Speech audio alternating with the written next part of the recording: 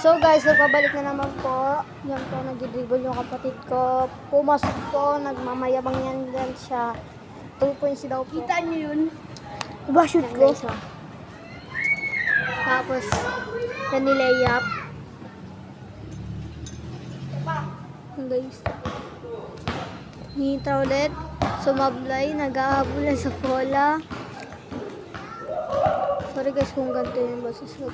Yan guys. Nakuha natin yung bola. So guys, nag-ayos lang po kami ng shoot. Di pa po ako sanay magsalita sa video. Kasi di first time ko lang po. Guys.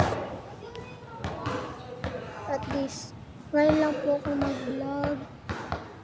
Kasi naisip ako rin mag-vlog ako kasi nga parang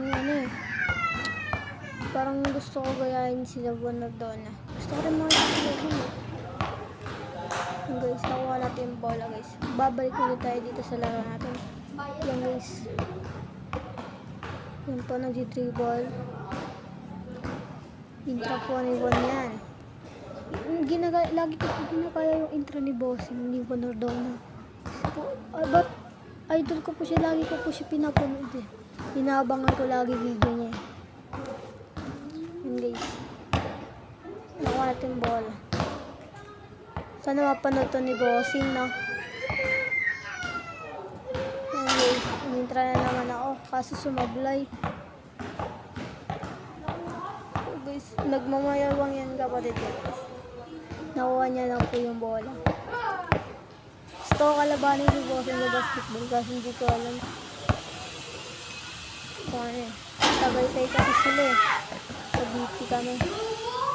So guys, nakuha niya ulit yung bola. Intra ulit siya sa 3. Sabi intra niya po, mapupunta po sa akin yung bola. Kasi po hindi rin po sa napasok yung bola. Okay guys, here po nag-dribble po tayo. Di po ako makadribble na maayos kasi po nito yung bola. Guys. Hinta po tayo dyan. Sa may dos.